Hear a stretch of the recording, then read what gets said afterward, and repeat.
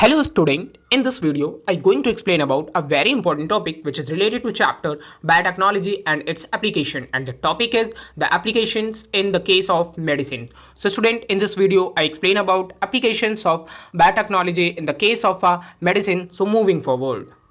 So student here first thing हम introduction को समझते हैं कि क्या इंट्रोडक्शन है बायोटेक्नोलॉजी का, एप्लीकेशंस क्या है इस फील्ड में. सो फर्स्ट थिंग हम क्या करते हैं, इस थिंग की तरह हम यूज़ कर सकते हैं डायग्नोसिस में या फिर ट्रीट करते हैं डिफरेंट डिजीज़ को एक इफेक्टिव रिकॉम्बिनेंट थेरेपेटिक ड्रग के थ्रू. तो हम फर्स्ट जो मेन यूज़ है वो ये है कि हम डायग्नोसिस कर पाते हैं किसी भी डिजीज़ को या फिर किसी भी डिजीज़ को ट्रीट कर पाते हैं रिकॉम्बिनेंट्स ड्रग की हेल्प से. देन हम प्रोटेक्शन प्रोवाइड करते हैं डेंजरस डिजीज के थ्रू, इस फील्ड के थ्रू. नेक्स्ट है थर्ड पॉइंट है through gene therapy new and healthy genes can be inserted to replace damage cell. That means कि हम कुछ हेल्दी जीन्स को एक उस ऑर्गेनिज्म में जिसके जीन्स में कुछ प्रॉब्लम है उसे हम थेरेपी प्रोवाइड कर सकते हैं, जीन थेरेपी दे सकते हैं और डेंजरस या डैमेज सेल को रिप्लेस कर सकते हैं. नेक्स्ट फोर्थ पॉइंट है targeted action of drug by through study of a genomics. हम अगर एक ऑर्गेनिज्म के जीनोमिक्स की स्टडी करते हैं तो हम टारगेट एक्शन कर सकते हैं, उसे वो ड्रग दे सकते हैं जो प्रॉब्लम उसमें है. नेक्स्ट है सो recombinant therapeutic do not induce unwanted immunological response as in case of a similar product isolated from non-human resource. तो जो भी चीज़ें हैं रिकॉम्बिनेंट, जो भी चीज़ें हम यहाँ पे करने वाले हैं वो इंड्यूस नहीं करते हैं अनवांटेड इम्यूनोलॉजिकल रिस्पॉन्स को. और साथ ही साथ यहाँ पे 30 रिकॉम्बिनेंट थेरेपेटिक अब तक फॉर्म किए जा चुके हैं जिनमें से 12 को इंडिया मार्केट में इंट्रोड्यूस किया गया है. सो आई होप स्टूडेंट्स आप यहाँ पे ये समझ पाएंगे कि क्या एप्लीकेशंस हैं. तो अगर मैं वन लाइनर एप्लीकेशंस आपको बताऊं तो हम यहाँ पे यूज़ करते हैं मोर क्वालिटी अपने ड्रग्स में फॉर्म करने के लिए. साथ ही साथ ये बहुत ही ज़्यादा सेफ होते हैं. हम जो भी ड्रग्स यहाँ पे रिकॉम्बिनेंट ड्रग्स फॉर्म करते हैं उन्हें सबसे पहले ट्रांसजेनिक एनिमल्स में अप्लाई करते हैं या एनिमल्स में पहले उन्हें यूज़ करते हैं, देन हम उसे ह्यूमन बीइंग के केस में यूज़ करना शुरू करते हैं. ये मोर इफेक्टिव होते हैं. अगर हम एक नॉर्मल ड्रग लेते हैं और उनकी अपेक्षा अगर हम रिकॉम्बिनेंट ड्रग्स लेते हैं तो वो ज़्यादा इफेक्टिव होते हैं. और साथ ही साथ ये वैक्सीन्स जो भी इनके थ्रू वैक्सीन्स बनती हैं वो बहुत ही ज़्यादा सेफ होती हैं और केमिकल सेफ्टी भी मिलती है हमें. सो ये एक ओवरऑल अप्रोच है बायोटेक्नोलॉजी के एप्लीकेशंस का in the field of medicine. Next fact को समझते हैं जो कि बहुत इंपॉर्टेंट है, मोस्ट इंपॉर्टेंट है. अगर मैं इसे 3 स्टार या 5 स्टार थ्योरी बोलूँ तो बिल्कुल सही होगा. Genetically engineered insulin. So student हम सबसे पहले कुछ थिंग्स को समझते हैं कि ये इंसुलिन क्या है और हम इसे कैसे जेनेटिकली इंजीनियर्ड फॉर्म कर रहे हैं. So moving forward. So student here insulin आप जानते हो कि इंसुलिन हमारे पैंक्रियाज में फॉर्म होता है. और अगर हम इंसुलिन के एक्टिविटी की बात करते हैं तो ये हाइपोग्लाइसेमिक एक्टिविटी को शो करता है. दैट मीन्स कि जो प्रॉब्लम ह्यूमन बीइंग में होती है जिसे हम बोलते हैं डायबिटिक मेलाइटस, ये जो डिजीज है इसमें हम बोलते हैं कि इंसुलिन का फॉर्मेशन क्या है, डिक्रीज होता है पैंक्रियाज में. और हम जानते हैं पैंक्रियाज में जो लैंगरहैंस आइसोलेट्स प्रेजेंट होते हैं जिनमें बीटा सेल्स होती हैं, हम बोलते हैं वो इंसुलिन फॉर्म करती हैं. और ऐसे सिचुएशन में जब एक इंसान को, एक ह्यूमन बीइंग को डायबिटिक हो गया है तो क्या होगा कि उसके पैंक्रियाज के जो बीटा सेल्स हैं वो इंसुलिन का फॉर्मेशन नहीं करती. ये बात हम जानते हैं. और इसकी वजह से हमने क्या किया कि जब एक ऑर्गेनिज्म में, ह्यूमन बीइंग में इंसुलिन नहीं बन रही तो हमने सोचा कि हम इसे वो इंसुलिन दें जो कि एनिमल्स में फॉर्म होती है. तो हमने कुछ ऐसे animals for example cow, pig, उनको स्लटर्ड किया, दैट मीन्स डाई किया और उनकी बॉडीज के पैंक्रियाज निकाला. और पैंक्रियाज निकालने के बाद, क्योंकि ये कहाँ फॉर्म हो रही हैं, पैंक्रियाज में फॉर्म होती हैं, तो पैंक्रियाज को रिमूव किया और उससे हमने क्या लिया, इंसुलिन लिया. और वो इंसुलिन ह्यूमन बीइंग को दिया जिनमें रिक्वायरमेंट थी, जिनको डायबिटिक प्रॉब्लम थी. तो ये पूरी स्टोरी थी. और आप जानते हैं सबसे पहले इंसुलिन के बारे में फ्रेडरिक सेंगर जी ने डिफाइन किया था, जो भी ह्यूमन बीइंग में इंसुलिन फॉर्म होती है. सो अब इन्हें फैक्ट वाइज अंडरस्टैंड करते हैं.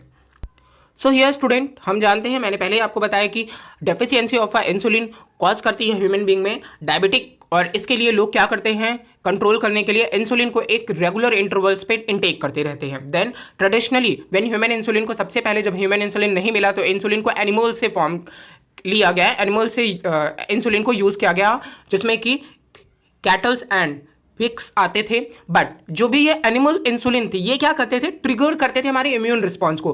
दैट मीन्स कि उन ह्यूमन बींग में जो इंसुलिन है वो तो मिल रहा था, लेकिन साथ ही साथ कुछ एलर्जिक रिएक्शंस कॉज होते थे उन ऑर्गेनिज्म में जब हम उन्हें ये एनिमल इंसुलिन देते थे। तो सिंपल सी बात है, आप जानते हैं कि ये इफेक्टिव नहीं था, तो हमने क्या किया कि इसे क्लोज कर दिया कि भाई ये जो स्लॉटर्ड ऑर्गेनिज्म से हम ले रहे हैं इंसुलिन, ये जब एलर्जिक रिएक्शन ह्यूमन बींग में कॉज कर रहे हैं, तो हमने सोचा भाई ये तो गलत है, हम इसे नहीं इनटेक करते। देन उसके बाद हमने क्या किया, बैक्टीरिया वर जेनेटिकली इंजीनियर्ड, फिर हमने बैक्टीरियाज को लिया, ह्यूमन बींग के इंसुलिन को लिया और उनसे एक मीडियम में इस इंसुलिन को फॉर्म किया।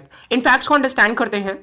सो स्टूडेंट हियर, जब एलर्जिक रिएक्शन होने लगे ह्यूमन बींग में जब एक एनिमल इंसुलिन को इनटेक करने पे, तो उसके बाद क्या हुआ, दूसरे साइंटिस्ट आए और उन्होंने बोला कि हम ओरली इंसुलिन को ह्यूमन बींग में देते हैं। ओरली का मतलब कि मुंह से हम लोगों को इंसुलिन देते हैं, ठीक है। तो आप जानते हो कि जब ओरल इंसुलिन देते हैं, और इंसुलिन होता क्या है, प्रोटीन, तो जब ये प्रोटीन, ये इंसुलिन हमारे स्टमक में जाएगा या उन ह्यूमन बींग के स्टमक में जाएगा, तो ये क्या हो जाएगा, डाइजेस्ट हो जाएगा। तो साइंटिस्ट ने बोला नहीं भाई, हम ओरली इंसुलिन नहीं फॉर्म कर सकते। देन उसके बाद आप जानते हैं इंट्रावेनस इंजेक्शन के थ्रू जो भी इंसुलिन है वो फॉर्म की गई। दैट मींस इंट्रा का मतलब अंदर, वेनस का मतलब वेनम में, तो वेन में सीधे इंजेक्ट किया जाता है इंसुलिन को, और इस इंजेक्शन के थ्रू ही जो भी इंसुलिन है वो हमारी बॉडी में या फिर वो डायबिटिक पेशेंट की बॉडी में ये इंट्रोड्यूस किए जाते हैं। तो ये तो मैनर था।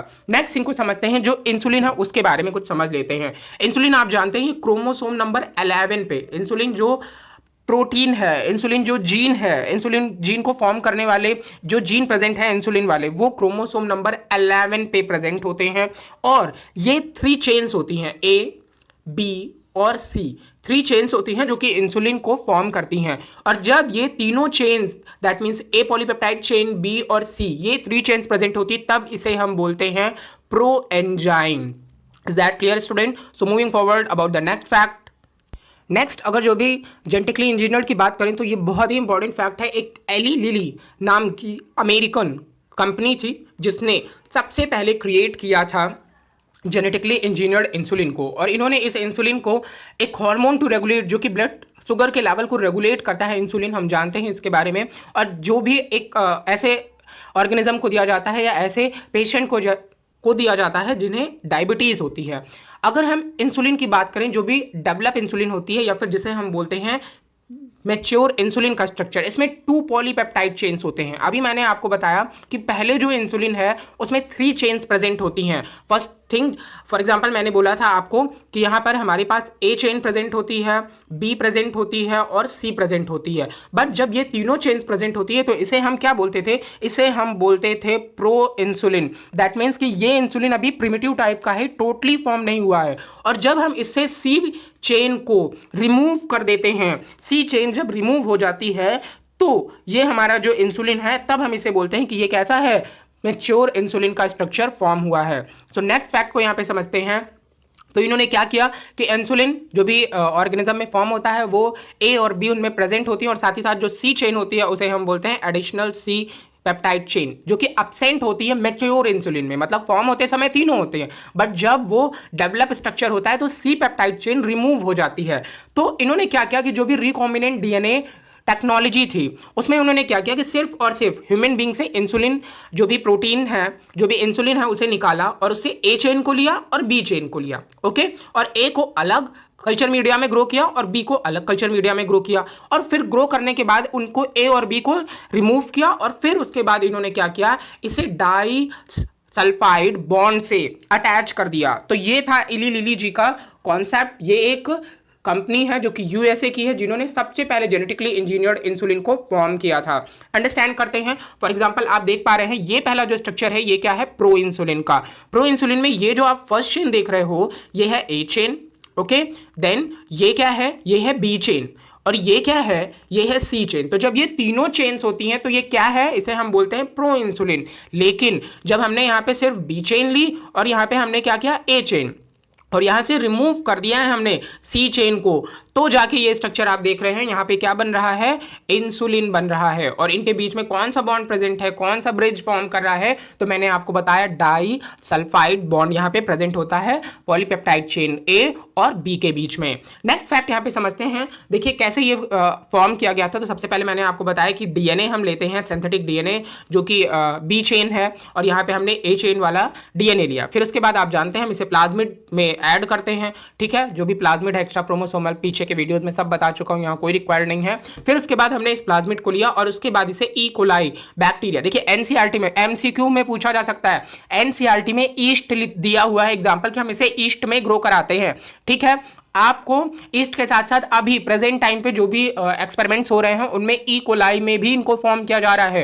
तो आपको दोनों चीजें याद रखनी है कि इसे हम ईस्ट में और साथ ही साथ ई कोलाई जो हमारा बैक्टीरिया है इशर्चिया कोलाई उसमें भी इसे फॉर्म किया जाता है। नेक्स्ट है हमने इसे क्या किया, यहाँ पे इस बॉडी में, दोनों की बॉडी में होस्ट में इंट्रोड्यूस कर दिया और उसके बाद हमने इनसे रिमूव कर लिया अपनी बी पॉलीपेप्टाइड चेन और ए पॉलीपेप्टाइड चेन को, और फिर हमने बी पॉलीपेप्टाइड और ए पॉलीपेप्टाइड चेन को डाइसल्फाइड बॉन्ड से अटैच कर दिया और हमारा इंसुलिन बन गया। अब हमने इसे जो भी ऑर्गेनिज्म थे, जो भी ह्यूमन बीइंग थे जिनमें डेफिशिएंसी थी इंसुलिन की, उसे हमने ह्यूमुलिन, ओके, जो भी फॉर्म किया जाता है इसे हम क्या बोलते हैं, ह्यूमुलिन। जो भी हमने इंसुलिन सिंथेटिकली फॉर्म किया है इसे हम ह्यूमुलिन बोलते हैं। और फिर हमने ये जो इंसुलिन था उसे डाउन प्रोसेसिंग कराया एंड देन उसके बाद इसे इंट्रोड्यूस कर दिया और उसका नाम दे दिया ह्यूमुलिन। तो ये ओवरऑल स्ट्रक्चर होता है इंसुलिन का। और भी कुछ फैक्ट मैं यहाँ पे आपको अंडरस्टैंड करा देता हूँ। देखिए ओवरऑल जो हमारा प्रो इंसुलिन होता है उसमें प्रेजेंट होते हैं 86 amino acid, that means 86 amino acid मिल करके बनाते हैं इस इंसुलिन के स्ट्रक्चर को, प्रो इंसुलिन के स्ट्रक्चर को। लेकिन जो हमारी मैच्योर इंसुलिन होती है उसमें प्रेजेंट होते हैं ओनली एंड ओनली, जो हमारी ए चेन होती है उसमें प्रेजेंट होते हैं 21 अमाइनो एसिड, ए चेन में प्रेजेंट होते हैं मतलब 21 अमाइनो एसिड फॉर्म करते हैं ए पॉलीपेप्टाइड चेन को, और 30 अमाइनो एसिड हमारे बनाते हैं बी पॉली पेप्टाइड चेन को। That means total 51 amino acid present होते हैं एक डेवलप इंसुलिन के स्ट्रक्चर में, रिमूव होने के बाद extra chain of C polypeptide chain. So I hope students आप ये फैक्ट समझ पाए होंगे कि कैसे हम इंसुलिन को फॉर्म करते हैं। एक बार आप फिर से रिवाइज कर लीजिएगा इस पूरी प्रोसेस को जो भी मैंने आपको समझाया। नेक्स्ट फैक्ट यहाँ पे अब हम समझने वाले हैं जीन थेरेपी को।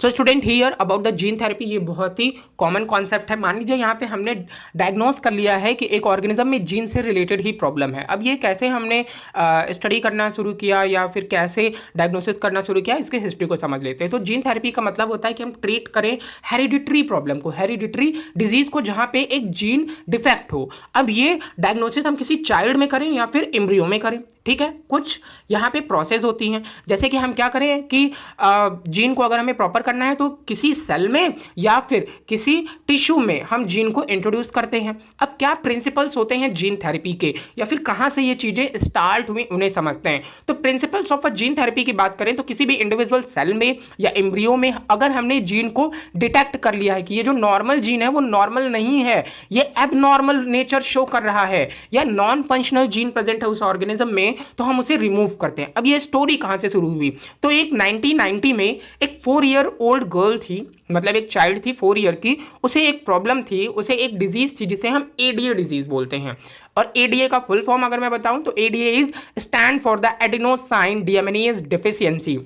ये डेफिशिएंसी क्या है तो इसे समझ लीजिए आप, जो एडीए डिजीज होती है ये रिलेटेड होती है इम्यूनिटी से रिलेटेड। ओके, अब इम्यूनिटी से रिलेटेड मींस कि ऐसे ऑर्गेनिज्म का इम्यून सिस्टम बहुत ज़्यादा वीक होता है, वो बहुत ज़्यादा बीमार पड़ते हैं और उन्हें कोई भी बीमारी बहुत ही आसानी से हो सकती है। तो इसे हम बोलते हैं adenosine deaminase deficiency disease. Is that clear? So इसे हम इनिशियली ट्रीट करते हैं बोन मैरो ट्रांसप्लांट करके बाई एंजाइम रिप्लेसमेंट थ्योरी। तो देखिए कुछ कॉन्सेप्ट होते हैं उनको मैं यहाँ पे आपको समझा देता हूँ। जैसे पहला मैंने कॉन्सेप्ट क्या बोला, तो मैंने बोला ERT।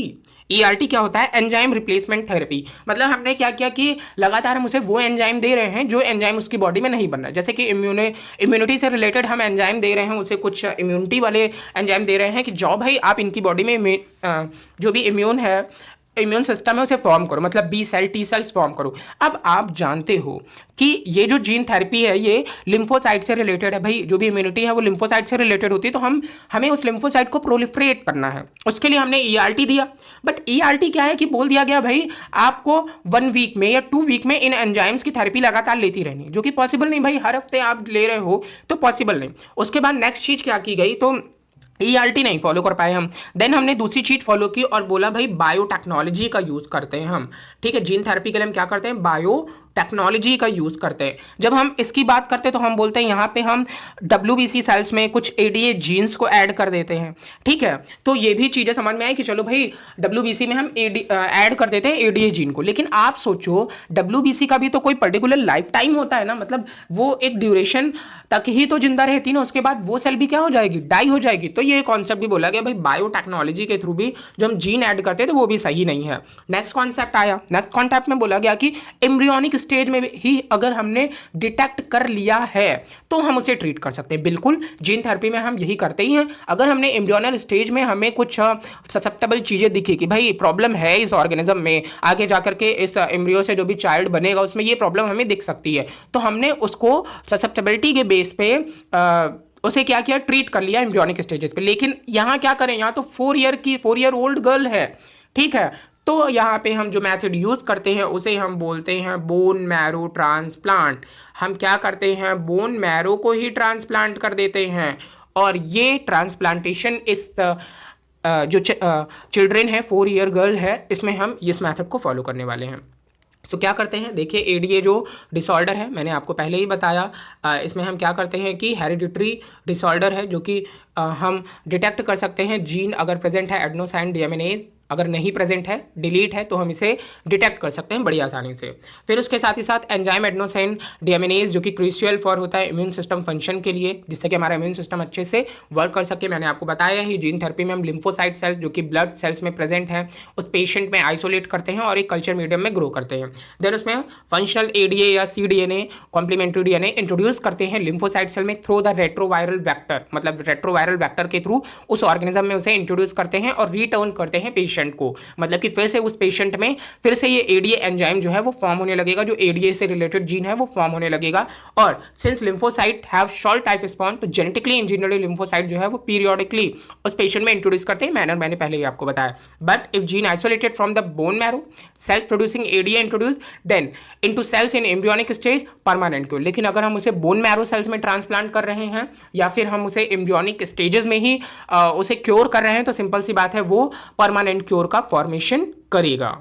सो स्टूडेंट होपफुली आप इन थिंग्स को समझ पाए होंगे। देखिए सबसे पहले हम इसे प्रोसेस के बेस पे भी समझ लेते हैं। सबसे पहले हमने सेल को हार्वेस्ट किया फ्रॉम द पेशेंट, उसके बाद हमने क्या किया कि लैब में एक वायरस अल्टर्ड किया जो कि इसे नहीं प्रोड्यूस कर रहा था। देन उसके बाद थर्ड स्टेप में a gene is inserted into the virus, virus में उस जीन को जो हमने हार्वेस्ट किया था पेशेंट से उससे लिया, इनटेक किया, एंड देन उसके बाद हमने इसे altered virus mix with the patient cell, और पेशेंट सेल से वो जो अल्टर्ड वायरस था उससे हमने मिक्स कर दिया। मिक्स करने के बाद जो सेल्स थी हमारी वो क्या हो गई, जेनेटिकली अल्टर्ड हो गई, मतलब चेंज हो गई। जो हमने जेनेटिकली उसमें चेंजेस लाए थे और लाने के बाद हमने उसे ह्यूमन बीइंग में उस ऑर्गेनिज्म में फिर से इंट्रोड्यूस कर दिया। सो जो भी अल्टर्ड सेल थी वो इंजेक्ट होती है जब पेशेंट बॉडी में, then that forming the desired protein, जो भी अल्टर्ड सेल है वो डिजायर्ड प्रोटीन का फॉर्मेशन करना शुरू कर देगी। तो इस तरीके से हम जीन थेरेपी करते हैं, जीन में थेरेपेटिक मेजर्स को यूज करते हैं। So hopefully student you understand about the both processes related to insulin and related to gene therapy. So thank you student.